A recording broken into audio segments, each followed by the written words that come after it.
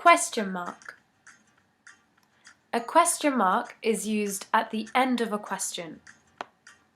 For example, is she going to the park? What time will you arrive?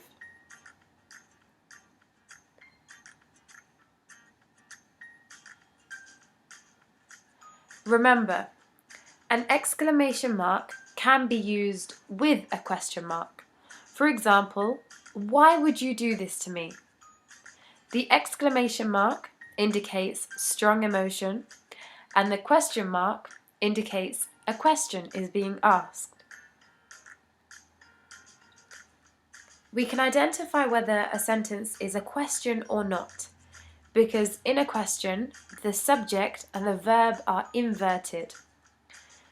Generally, in a normal sentence, the subject comes first and then the verb.